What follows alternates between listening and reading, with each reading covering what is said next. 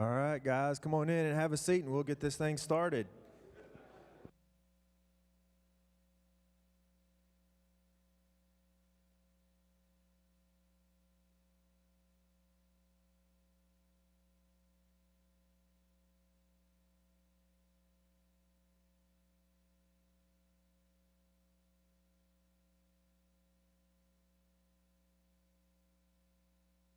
All right, guys, we'll get started.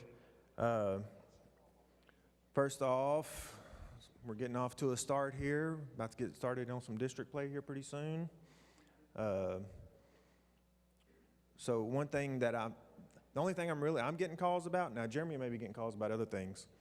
I'm getting calls about because paperwork's not filled out correctly. So make sure you fill out all of the paperwork with everything that's needed, your address, your social security number, your W-9 or W-2, whichever one it is, which one? W-9. Make sure all of that's filled out, and you have to fill out all of your social security number. You can't just do the last four. So we're getting those complaints from different, schools that are trying to pay y'all, but they can't pay y'all because the paperwork's not filled out. So an updated W-9 from 2018, not one of your old ones that you copied, 10 years ago, even though you haven't moved. Go ahead and do an updated one also. What else? There was something else that we got calls about. That was paperwork. Okay, and then whenever you're in Arbiter, make sure that your contact information is published or public. Because a lot of people you try to find in there, you can't get their number because you don't publicly make your contact available. So make sure you check that off also, because I know that some of your co-officials have been trying to call you or text you, hey, we're going to be here, we're going to be doing this, but they can't get in touch with you. So make sure that you update that and make it public. So anyway, Jeremy? Stephen, do you have anything? Or do you? No, I don't care either way. I'll let you go, and then I'll cover off on mine.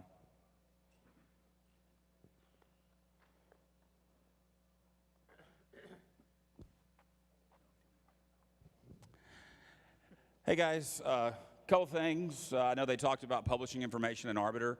Make sure when you have an assignment, if you're going to be late, please let me know prior to the assignment. I'm preaching to the choir because you guys are here and not on a field tonight, but we had 2 people show up late for an assignment tonight, and I didn't know they were going to be late.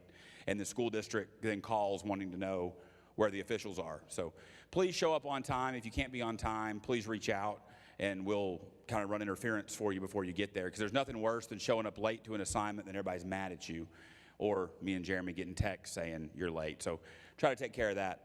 Also, I assign a whole lot of games. I don't know if you ever look at Arbiter. There's usually about 3.5 to 4 pages of games every week that I assign.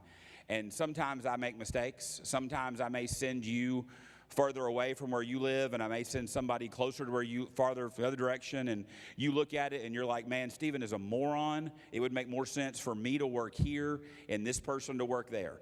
If you find some of those and you need to trade with somebody, I don't have a problem with you trading with somebody, but you have to let me know that you're going to trade with somebody, because we have more and more schools paying with Arbiter Pay.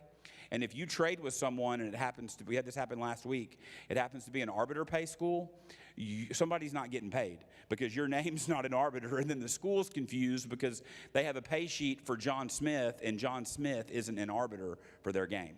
So most of us like to get paid when we go work. So if you need to trade a game, or you find somebody that you want to work out a trade, I'm cool with that, but you just need to loop me into the trade so I know what's going on, so Arbiter is correct. I have published assignments now through the Thursday night that is 9:30. On the screen up here are places that we could use more help between tonight and 9:30. Tomorrow night, we could use one more official in Corsicana and Ennis. There's 3 people there already, but if you live in that area, you want to go make some money, there's 2 junior high games. Each of those places, let me know, and I'll add you to those games. This Thursday, we need some people in Palestine, Rusk, Maybank, and Wills Point. All those places are doing junior high games, so there's like 4 games in each of those spots this week, and we've got, I think, 3 officials in all of them right now. But if you live somewhere and you're blocked right now and you want to go work some games, I can get you in games there. On the 23rd, Maybank and Trinidad, same thing. We've got multiple junior high games, and I think the closest official not assigned lives like 40 miles away. So if you want to work or interested in working either of those places, the 23rd, let me know. The 28th is a Tuesday, Corsicana, some more junior high games. And then on 9/30, we could use some help in Quinlan, Palestine, and Alto. So if you're available and want to work those places, some of these places I know are far away. Just keep in mind that if you're coming from Tyler especially, you get more mileage the farther away you drive from Tyler. So all of these, I think, except the one in Trinidad, are multiple game assignments. But if you want to work, please shoot me a text, shoot me an email, or grab me tonight at the meeting. We've had great feedback from the coaches from Thursday night games. They've been very positive, not a lot of issues. The only issue we've had is what Chad mentioned, is filling out paperwork not correctly. If you have a question about that, talk to one of the board members or an experienced official, and we'll help you fill out paperwork correctly, because we all want to get paid. Do y'all have any sub-varsity questions for me? Anything? We also have a new opportunity that was new last year, but if any of you are in here tonight, it means you're not working TISD today. We do have chain crews at Rose Stadium on Mondays and Tuesday nights, every Monday and Tuesday the rest of the season. If you want to make a decent amount of money for standing there holding a chain, let me know, because I can hook you up, because it's not difficult. And you just have to be better than a junior high kid at it. So that's all it takes.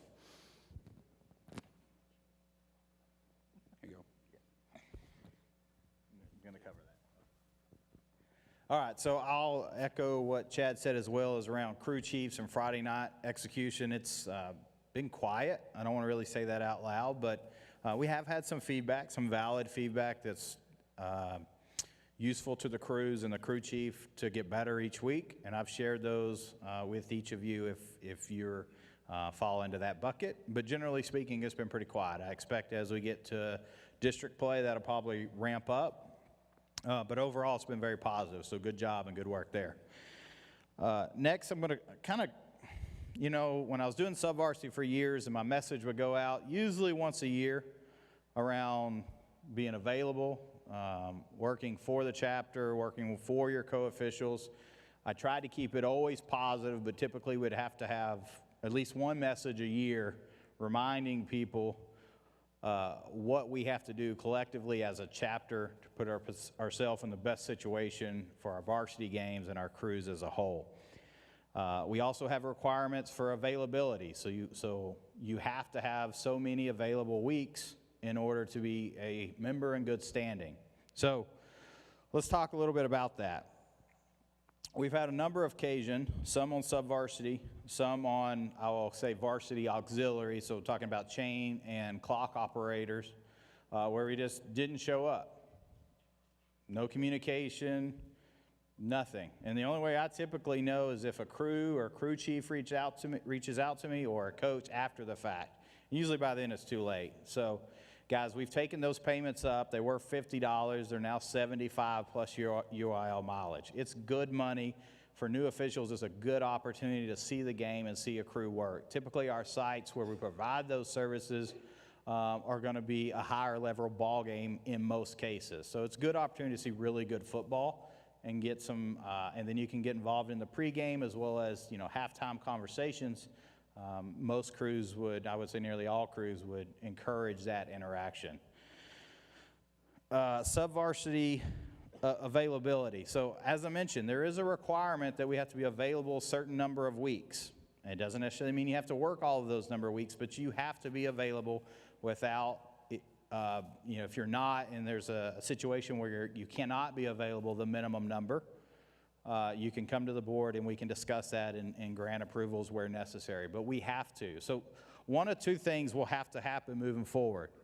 We will have to either collectively be more available for sub-varsity to get these games covered, or we will have to give back some schedules and some coverage at sites. The current operating state with our Number of officials versus the sites we're covering on a Thursday, and even at this point on Friday for varsity, is at a level that's not sustainable week over week, especially with impacts from COVID and other factors uncontrollable by this group. So moving forward, just keep that in mind.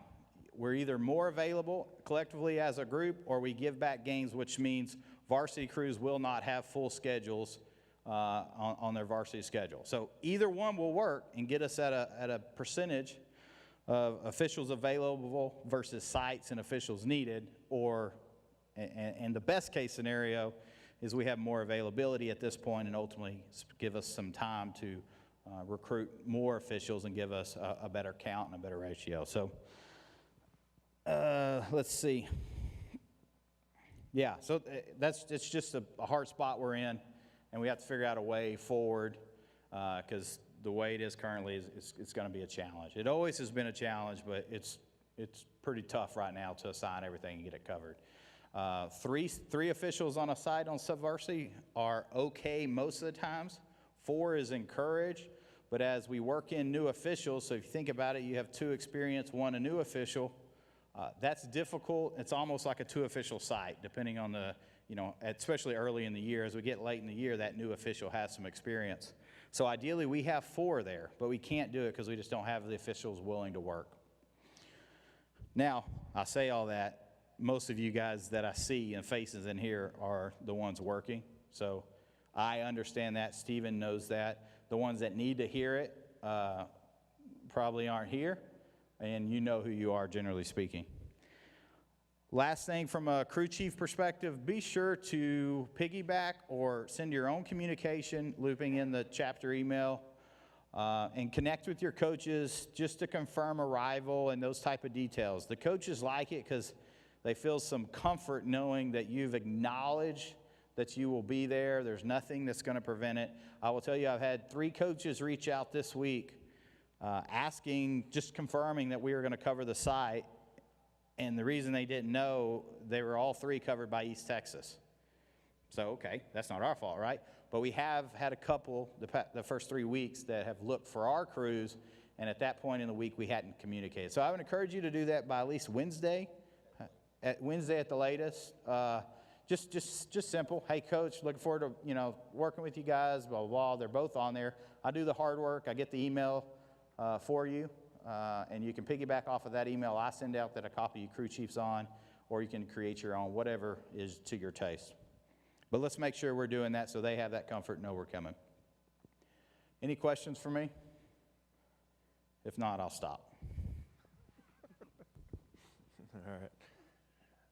All right, now we're going to bring up, get ready to vote on the bylaws that y'all have had for the 30 days that are required. So Tom, there he is. Tom's going to help just make sure, I don't really know what you're going to do. Something.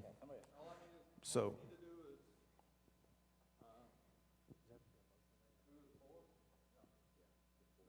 Yeah, who's for and against? Can you help me count? I mean, I'm blind, so. All right.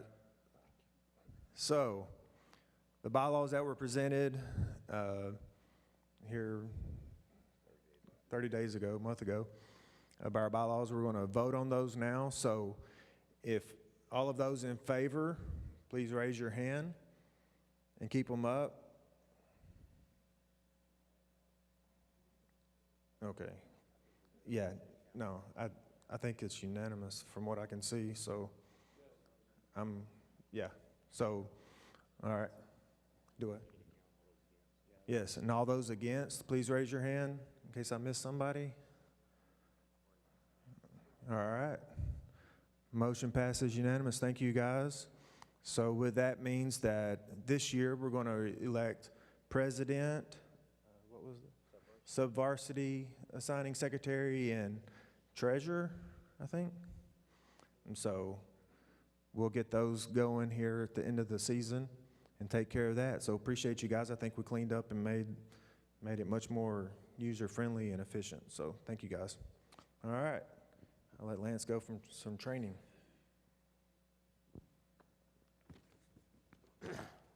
Get those lights in the back.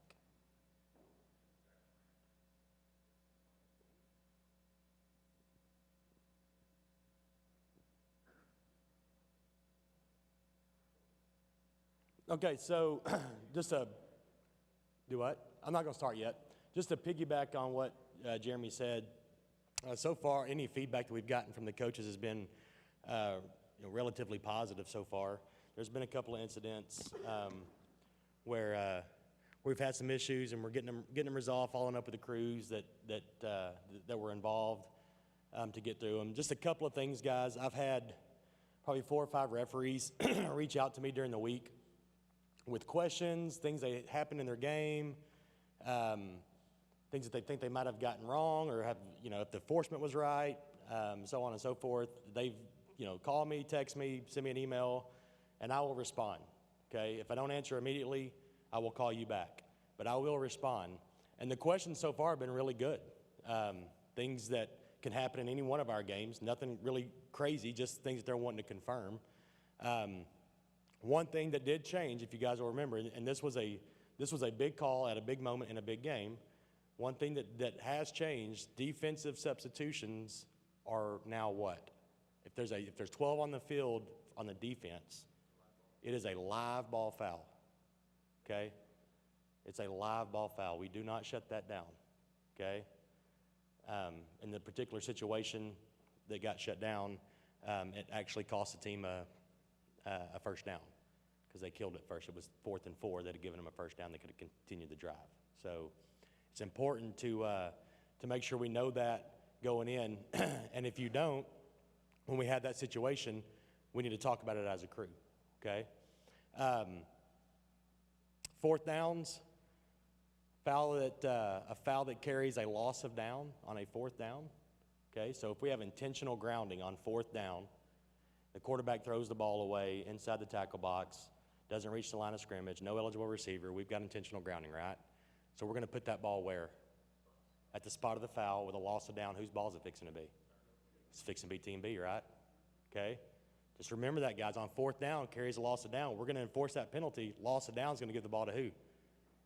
Exactly, okay? If it's not in conflict with other rules or a line to gain that has been met, it's fixing to be Team B's ball, okay? Just remember that, the loss of downs on 4th downs, they can accept that foul and still get the football, okay? All right? We're going to go over some plays. We're going to go over a whole lot of stuff, different things, okay, to take a look at. It's not all on one thing. What I want to do, and when we look at these films, guys, I'm not so much worried. And a lot of this stuff, I'm not asking about calls. A couple of them we'll talk about the call, but most important is mechanics. Are we getting the mechanics right? I'm showing some plays, guys, that we are still seeing on film that we're still not getting right as a chapter. Not a crew, not 1 or 2 crews, but a lot of crews are still not getting these things right. So we're going to show some things that we're doing well, some things that we need to improve on from a chapter standpoint. And again, the more that we talk about it, the more you discuss it as a crew, the more you pregame. White hats, if you're a referee and you're in this room, I take responsibility for my crew, right? Mike, if you're on a football field on Friday night and a coach comes to you, he's not saying, hey, your line judge is struggling. He's saying, Mike, you suck. Mike, you suck, right? Same thing on mine.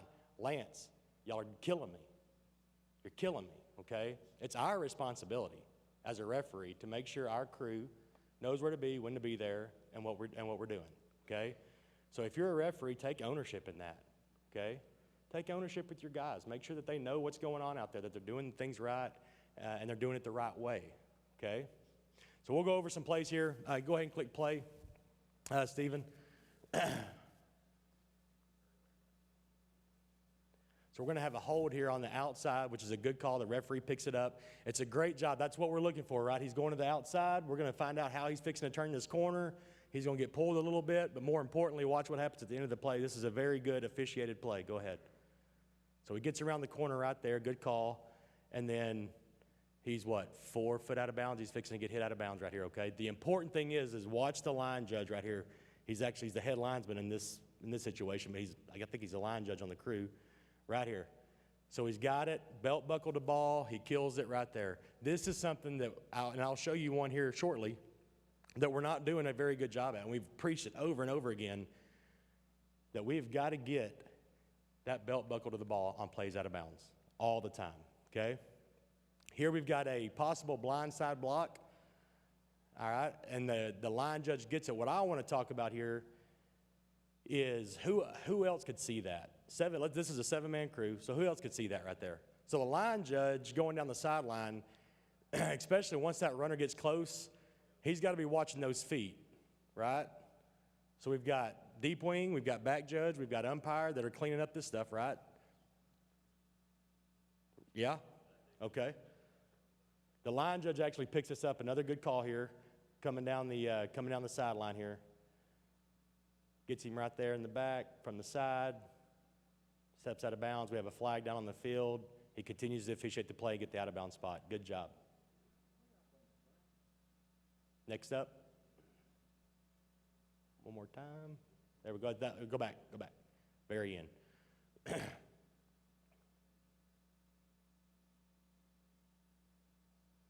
Another good one here. All right, this is why it's important. It's why it's important right there, okay? So back that up just a little bit, Stephen, if you can. This is why it's important to keep your attention, belt buckle the ball, keep your attention out of bounds. Okay, go ahead. If he stops, so we have contact, we're going to have contact inbounds by the tackler here, okay? So I'm okay with everything that's happened right here. Okay, that slinging out of bounds right there, that second act right there, that's what's going to get him, right? We're not going to see that if our attention's not there. Belt buckle the ball every time. Good job.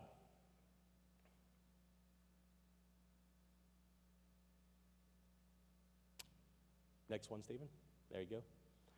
This one's kind of funny a little bit. So stop it real quick, Stephen. This one's kind of funny. So philosophy says deep kicks, we're going to what? We'll give them a little bit, right? Okay, I'll give you some on a deep kick. On an onside kick, we treat that line what? It's a glass plane, right? It goes all the way to the sky. Okay, nothing can break that glass. So this is a deep kick. I'm showing this to talk about the philosophy of that. Deep kicks, we'll let them get a stride out. I'm not worried about that. Go ahead and hit play right here. We are not going to let them get 3 yards offsides. Okay, this is a good pickup by the crew. We will not let them I'll let you get a stride. We're not going to let them get a 5-yard head start down the field, okay? Good philosophy there. All right, Stephen, next one. It was slow because we had it in slow motion. All right, this is a very good play to look at, guys, as a wing official. Once we get to that mark, if you'll stop it, I wanted to click up on that. Okay, so if we stopped it right here, all right, we've got a running back to the outside that's got a clear path to the end zone. Okay, there's nothing really in front of him. At worst right here, for that runner, we're going to have a play at the pylon.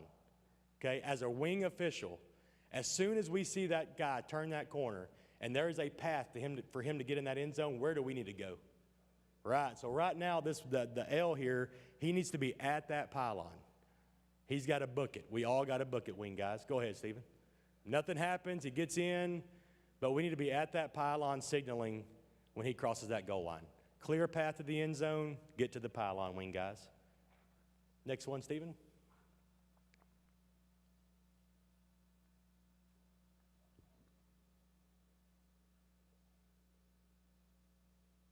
All right, watch this guy right here. And again, I'm not saying if it's legal or illegal. This is an illegal block. It is not legal. It's an illegal block. But more important, this is a 5-man crew, okay? Who's going to see this right here? Go ahead, Stephen. So stop it. Rewind it there. Okay? So it looks like the kid's fixing to make a tackle. Remember, what does our philosophy say about being in chase mode? In the back, right? In chase mode, it needs to be from the front, okay? So we're kind of in chase mode there. He's trying to find a block. He frees up that runner. He's fixing to make a tackle. He gets hit in the back. At best case scenario, we've got a blindside block, right? I would only support a blindside block. Okay.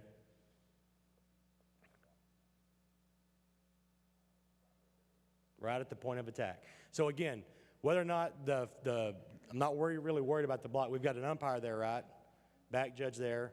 okay, cleaning up the stuff. We've got to make sure, guys, that we're talking as a crew about who is watching stuff that happens in front of the ball carrier, stuff that happens around the ball carrier, and who has the ball carrier. We got to be having those discussions as a crew on who's got what during those plays, okay? We talk about it on my crew all the time. As a referee, I'll take the ball carrier to the line of scrimmage. Going left, going right, going up the middle. Let me take the ball carrier. You guys focus on your blocks in front. Focus on the blocks in front. I'll take the ball carrier. Once he gets to the line of scrimmage, whichever official is near, I'm passing him off to you. I'll clean up the rear.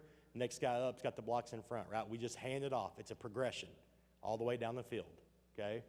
Just make sure we're having those conversations.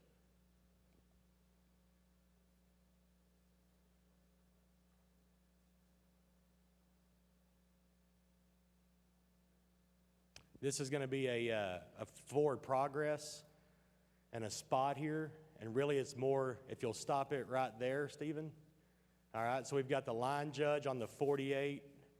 We've got the head linesman on the 49. It's okay. We're not always going to match up, right? Okay? I stopped it here and I put this thing on here because most of the time once we have these plays, we go to the spot that we think we've got and then we go in, right? My suggestion is that before we start going in, we've already mirrored whoever. We've already figured out where we're putting that ball down. Okay, I can do this on the sideline.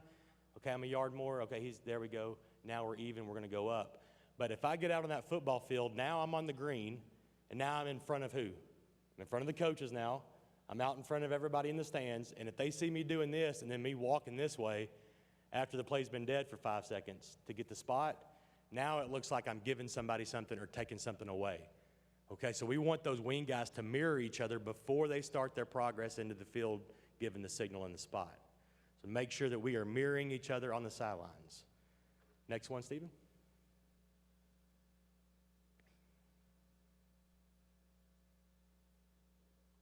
This is you can go ahead and let this one roll fast, yeah.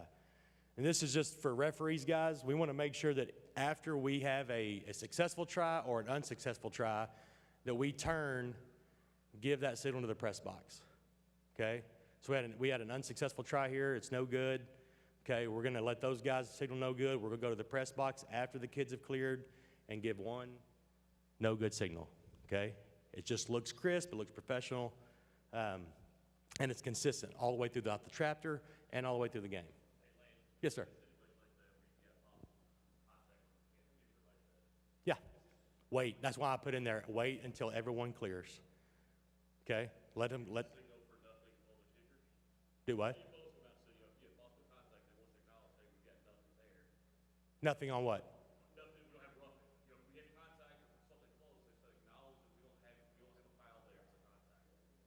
So you're talking about giving this? Right, say, hey, that's nothing. Yeah, I'd give a safe sign. I wouldn't do this. This is incomplete, or, I would say, hey, I've got nothing here. He's clean. Okay, yeah. Next one.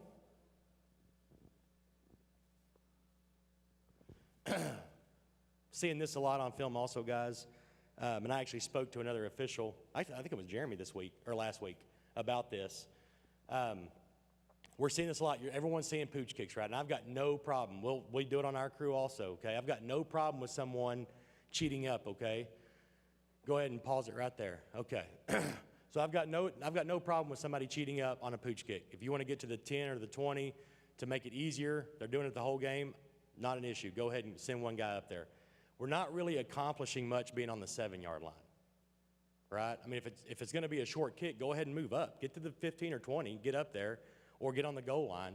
We're not really accomplishing anything by being on the 7. Now, once that ball's been kicked deep and we've got a ball in the end zone rolling around, go ahead and hit play, Stephen. You can go ahead and click play. Once we've got to get to the pylon now, okay? So go ahead, once you see that ball is not kicked short, we got to get going. Okay, that pylon, that goal line is an important line during a free kick, okay? You can go ahead.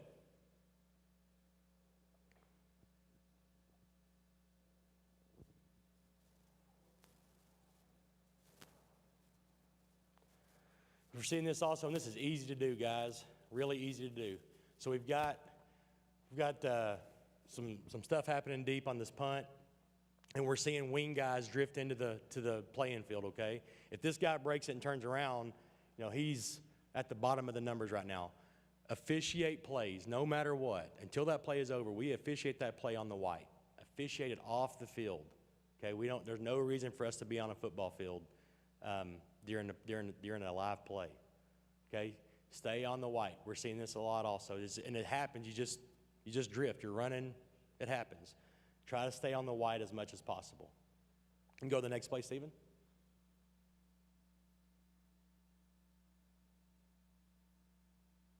I don't think this was my comment. This might have been somebody else's. You can go to the next one. All right. This was the call of week 1 right here. Great job. And I'll give a shout out to Gary Guthrie's crew and especially the head linesman here. This was a targeting foul, flagrant targeting with a player disqualification. And it was an excellent call. If you will go to the next one, I think we have the best view of it on the end zone view, I think. Right here.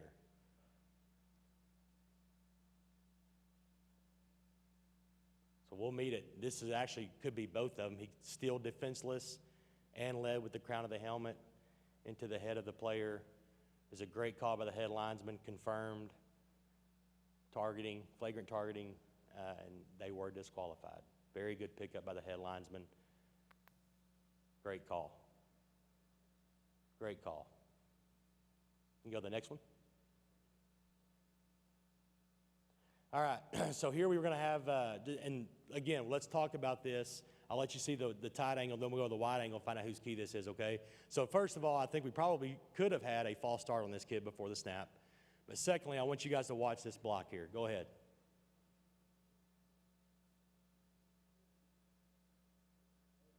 All right, is that a legal block? That is an illegal block, right? Go to the wide view now, or the next one. There you go.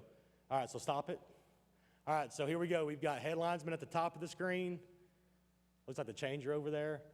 Line judge on the bottom of the screen. 5-man crew. Whose key is that slot guy? Right? Back judges, that's the back judge guy, right? If you'll play it in fast motion, do we think we have a false start right there? You see it? Go ahead and back it up a little bit. Play it live. Right there. And then he cuts him.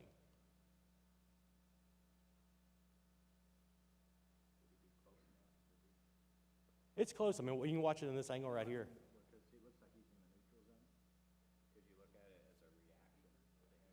He's not an adjacent lineman.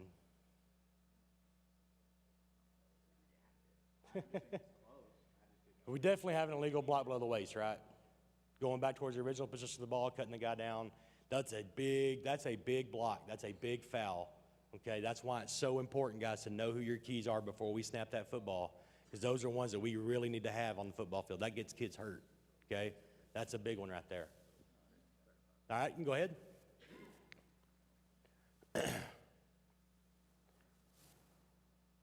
So this here is for a 7-man crew. We have a play out of bounds, which is great. We're seeing this a lot also, 5-man and 7-man, okay?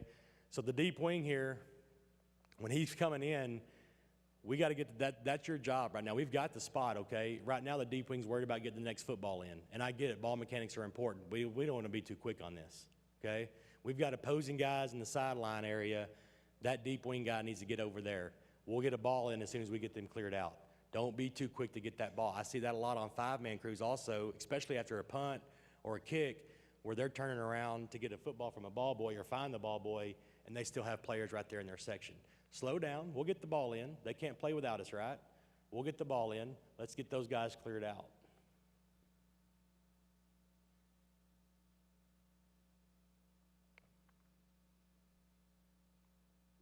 I believe this is make sure it's the right one here. Yeah, back judge here. Make sure, guys, that we give ourselves some room. Back judges, okay, make sure you give yourself some room to see the big picture, okay? If you're too close, we can't see what's going on. Everybody, I mean, would you guys agree? I can see a lot better if I am from me to Andrew than I can from me to him on blocks around what's going on. my peripheral vision is just so big, right, when I'm focused here.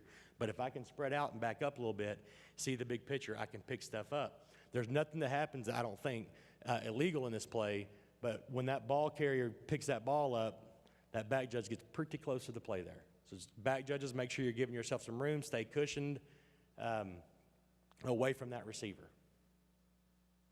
Go to the next one. And the next one, there we go. You're gonna see a chop block right here. Referees, it's important. I don't know if they're teaching this or not. I had 2 in the first 2 games and 1 close one last week. But you'll see that tackle has got him stood up, back comes down and cuts him down low, okay? Make sure, guys, that we're staying with that guy, okay? Staying with your key, staying with your tackles, referees, especially if the ball's going that direction. Make sure we're staying with those guys all the way through the play so we can pick that up, because those backs, all they're doing is cutting the guy down that they know that it's in front of them, basically. They're trying to get a block so they don't get ripped on the next day at film practice. So they're trying to get to that next block, and they will go low. Keep a close eye on that. You can. This was really good communication by the side judge, head linesman here. We have a foot down in bounds, ball in firm possession. More importantly, he's coming down, they crash in, they're nodding yes, yes, yes. The receiver can stand up and hand him the football. We've got to catch, right? Good communication. Make sure 7-man crews, that we're talking to each other, looking at each other, nodding yes, no. In this situation, the receiver had the back turned to the deep wing, so the deep wing is going to have the foot because the head linesman can see the ball, right? So he's got foot down, head linesman's got ball in possession. We've got to catch it, and we're good. This is a philosophy thing. Excellent job here, okay? So we snap the ball from the 20-yard line. We've got 2 ineligible receivers downfield. Scotty drops his flag for ineligibles downfield, okay? However, we had the pass, or the snap was fumbled, picked up, guy escapes outside the tackle box and legally grounds the football. What do we have? We've got nothing now, right? So we wave the flag off. There is no foul for ineligibles downfield. The pass was legally grounded. Kick on the mic, make the announcement, explain it to everybody. Okay? This was a very good job. Yep. Go ahead and hit pause. Do what? 8 to 10 is where they usually are, umpires. I know they start there, but I think when they snap, they can't come out, and that's a kind of guideline for pass game. They don't have to. Yep. So we couldn't use the philosophy of fans for pass the umpire? Not if you're 9 deep. No. Your wings better be very good. You could if you want to be, your philosophy would be 9 yards, downfield. All right, here we go. This is I want to say this is the first play. Go ahead and run this. Just hit play. We can play it live.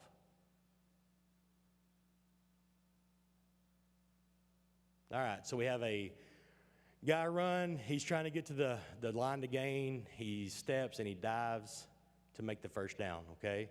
So we are either going to have him out of bounds or where the ball goes out of bounds if we have a first down. He's got him short. He's got him stepped out. But if you have him out of bounds, we've got to be killing the clock, right? Not doing this. I'm seeing this a lot also. I'm seeing the dead ball instead of the killing the clock here. All right, so we've got a dead clock here, and our belt needs to be, we need to be going out of bounds with it. We need to be looking out of bounds, killing the clock on this play. You can go to the next one.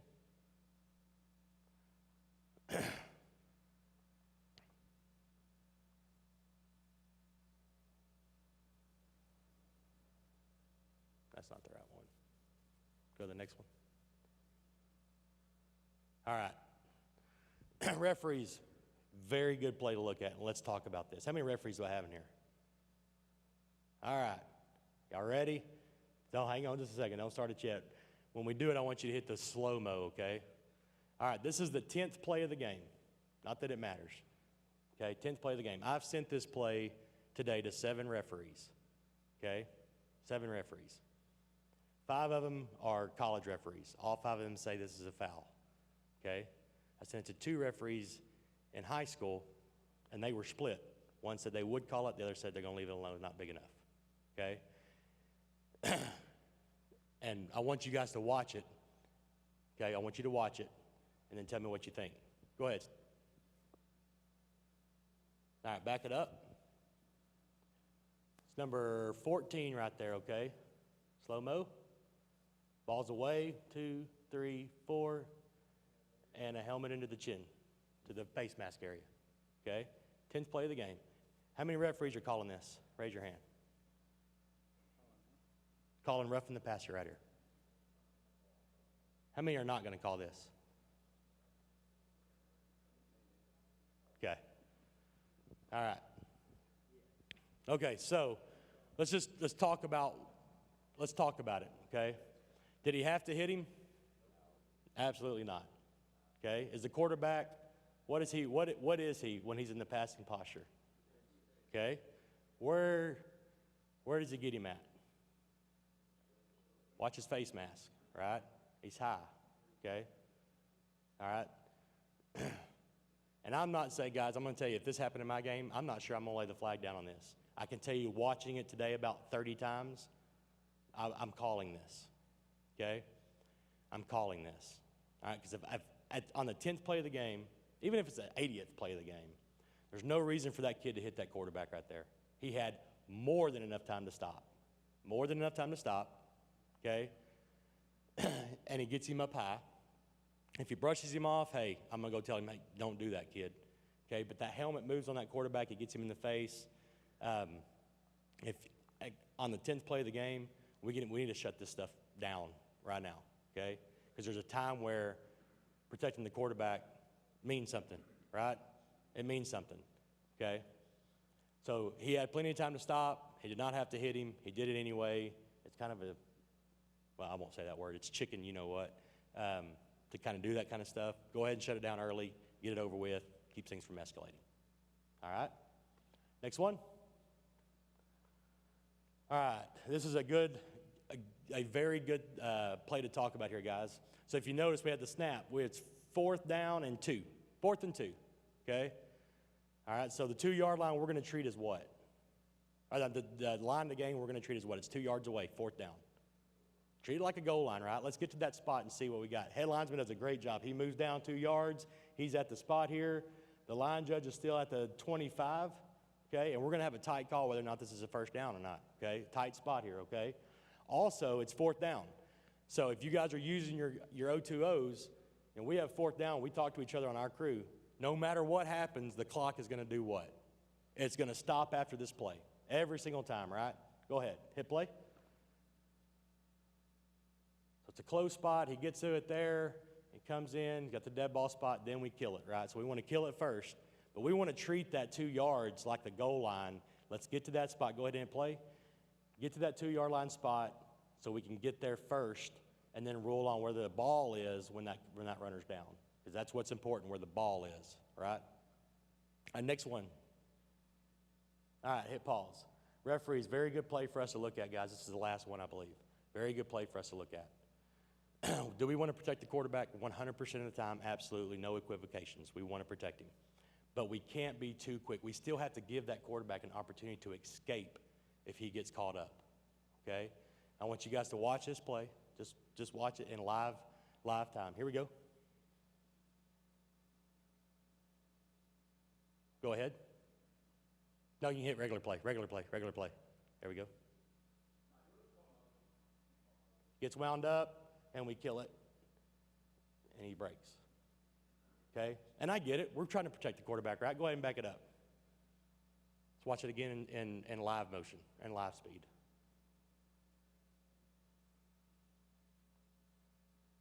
Okay? 1 player, 2 players there, but he's never really tackled. He's in the grass, but he's not wrapped up. Okay? Doesn't look like he's really going to the ground yet. Okay? We can't be too quick to rule. He's still a football player. He can still get out of a grasp or a jersey grab. He can still get out of that. Don't be too quick to go in there and roll that guy down, okay? The part 2 of that is, on play 10 we just looked at, right? And this is a consistency thing. Play 10 that we looked at where the kid took 4 steps and, gets him in the chin a little bit, okay? If you don't call that, are you protecting the quarterback? It's questionable, right? But if we blow this early and we kill it, and our explanation to the coach is, Coach, I'm protecting your quarterback. Well, what's the coach thinking? Why didn't you protect him on play 10 where the guy grades his helmet 4 steps late, right? You know, even though that could be classified as ticky-tacky, I understand. That's the view they're going to get. So we got to be consistent. If we're going to protect that quarterback, we got to protect him play 1 all the way through play 188. Okay? Don't be too quick to blow that dead when those quarterbacks get in the grasp. We know they're defenseless, but they are still football players. They can still break away, especially if they're not wrapped up. Okay?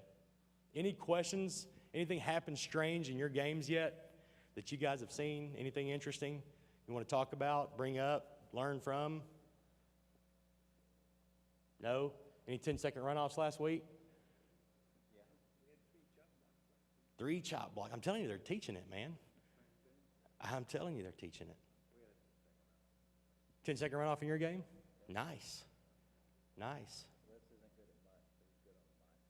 Yeah, he likes to talk. Hear himself talk anyway. I love you, Wes. All right. Guys, bulletin will go out this Wednesday. If you have questions, we'll do the questions of the week this week. If you have questions about them, let me know. Send me a text or email. I'm trying to get engaged with you guys, talk about them. I've had a lot of guys send me responses. Hey, this is what I think they are. How close am I? Am I right? And I'll respond and let you know what the answers are. I try not to make them too hard, but I do want you guys to think about it. Some of them are going to be 2 parts, a ruling and then the enforcement, or a what are the options, because some of these questions are going to have multiple options that you're going to have to give a coach and let them make the decision. Anything else that you guys have? We actually had a 10-second runoff, so let me explain this situation. This is actually interesting. We had Pine Tree at Kilgore. Kilgore's clock, guess what they have? 0.1, 0.2, 0.8 under a set, right? So yeah, which is not allowed anymore. So we tell both coaches once we realize that we have, points, under 1 second, we go to the coaches, listen, coach, if we have 0.8 seconds left in the first quarter, second quarter, third quarter, fourth quarter, the quarter's over. We're not going to snap with less than 1 second on the clock, right? Correct. Okay. Pine Tree has the football. I want to say it was 4th down, 3rd down or 4th down? 3rd down. 50.9 seconds left. And we had a 10-second runoff situation. Okay? So if we took 10 seconds off, how many seconds do we have left? 40.9. Do they have to snap the ball again? Because you only got 40 seconds, right? So technically, they would not have to snap that ball again. Yeah, I'm doing math, in my head, trying to figure this out while the coach is talking to me. So, Coach, Scotty, you want to explain to me because I can't do math on the football field. What is he talking about, right? So, yeah, 50.9 seconds, 10-second runoff, been 40.9. We're not going to have the 0.9 doesn't count. So we've really got 40 seconds. Coach, you do not have to snap the ball again. The half's over. Okay? So to give him that option. Kilgore called a timeout to avoid it. Didn't matter anyway. But that was his question. Do I have to snap the ball again? No, Coach, you don't. Sure don't. So it was interesting. That's never happened to me before. Yeah.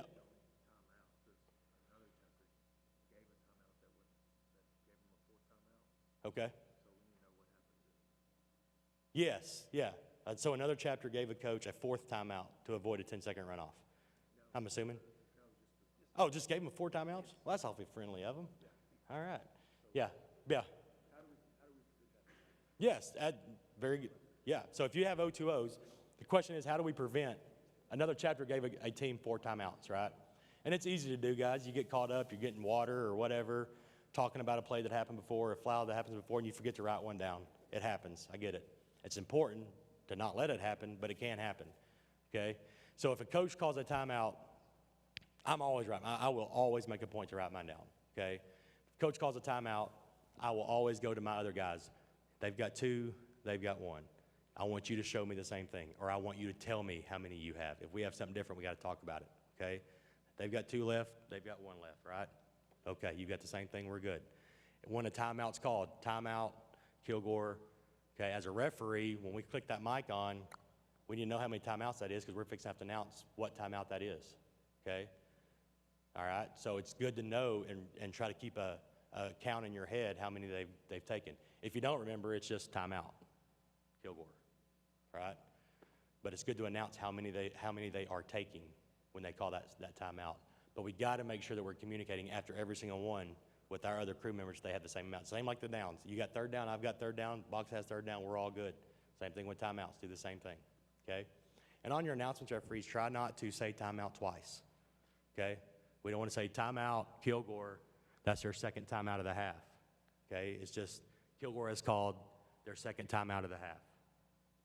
And then we're done. Try not to say it twice. Another mechanic thing. Anything else interesting? I love talking about interesting plays. No? All right. You guys have anything else? Chad, Jeremy? Good?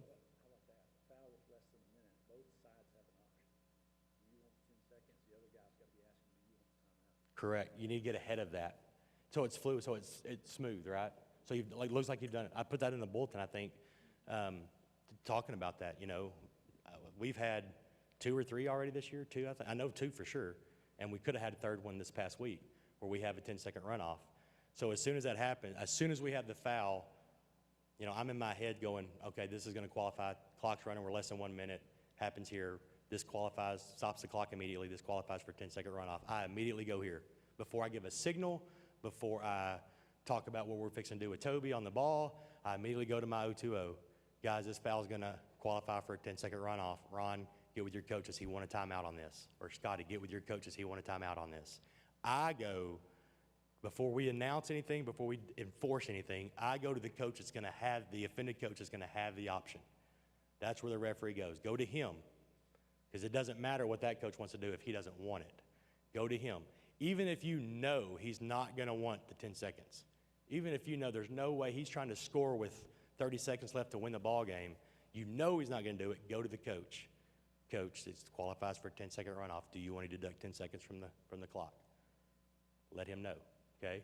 As soon as he tells me his answer, I tell the other wing guy he's not going to enforce the 10-second runoff. There's no need to find out if he wants a timeout or, yes, he is going to enforce it. Do they want to take a timeout? But the referee needs to go to the offended coach and have that conversation while the wing guy goes to the coach and can call a timeout if he's got any remaining to avoid it. Same thing with the helmet off, injury timeout. Remember, those qualify also, okay?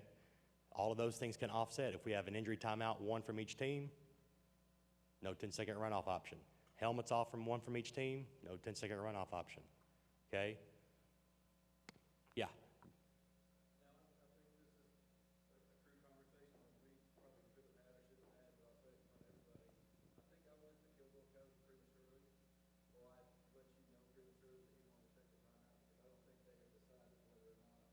We were figuring out if he was going to have to snap a ball. Correct. Yep. I didn't want to influence him on whether he was going to take it or not. Yeah. And I never told Coach Lane from Pine Tree, Coach, they're going to take a timeout if you take it or not. It doesn't matter.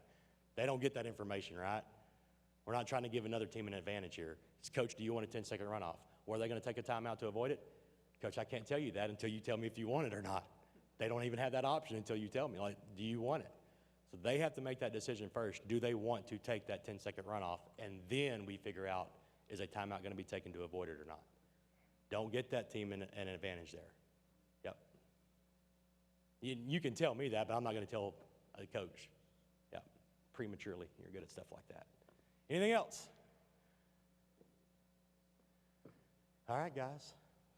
I want to say most teams are in district play now. Most teams. Some teams will be in district play starting this week. So it matters now. Starting to matter now, guys, on playoff implications. So if you have any questions, you want me to look at a film, you want me to look at a couple plays, rule question, enforcement question, give me a shout. More than happy to talk about it. If I don't know the answer, I'll go find it and let you know what it is. I don't pretend to know them all, let me tell you. So, any questions? All right, guys, y'all have a good week. Fill out Arbiter. Yeah.